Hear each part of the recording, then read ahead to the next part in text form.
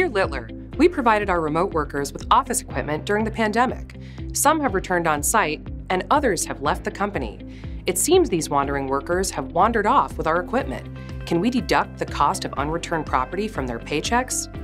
Signed, No Good Deed in Decatur. Dear Decatur, I hear your frustration and you're certainly not alone. Employers had to adapt to a changing work environment in a short period of time and invested significant sums in the process. Recouping that investment can be challenging. Employees returning to the office may not have gotten around to returning company property. Former employees might be reluctant to return items, particularly if they left on bad terms, or they simply don't know the items are not theirs to keep. While withholding a final paycheck or deducting the amount from a current employee's pay might be tempting, there are significant restrictions on this approach depending on the jurisdiction. But that doesn't mean there's nothing you can do. I'm going to explain why deductions might be problematic and address some steps you can take to get your equipment back. Many states have laws in place that govern how, when, and how much an employer can deduct from an employee's paycheck. In most instances, simply deducting the entire value of the unreturned property from the employee's paycheck or withholding the paycheck entirely is unlawful. In some states, employers may deduct the amount of unreturned property only pursuant to a written agreement made between the employer and the employee. If you are moving forward with making a deduction from a current employee's paycheck where it is lawful, ensure the employee's post-deduction pay is above the applicable minimum wage. Whether you can deduct these amounts from an employee's final paycheck is also highly regulated by state law.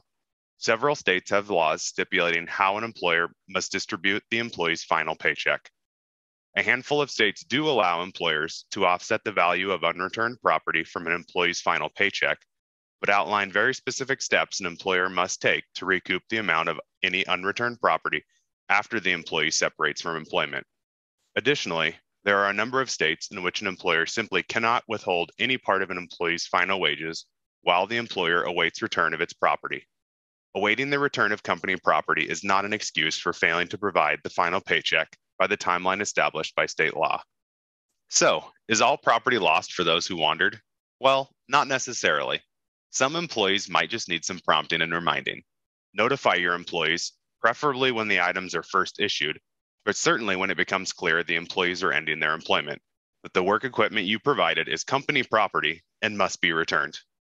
If you have a written policy in place regarding the employee's obligation to return company property upon separation with a signed acknowledgement, resend a copy of that policy with the employee's signature.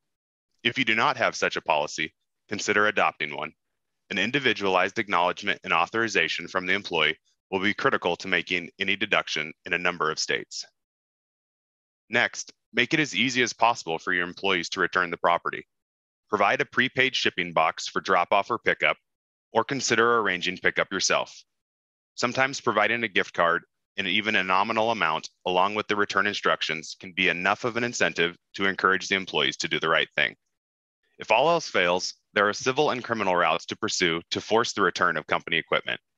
Consider this option if the value of the property is worth the time and effort it could take to go this route. This might be an option if the unreturned equipment contains trade secrets, privileged or confidential information, or other critically valuable information. The key takeaway, Decatur, is that any attempt to deduct the value of unreturned property should be done with consideration of the laws of the applicable jurisdiction and under the advice of counsel. Good luck.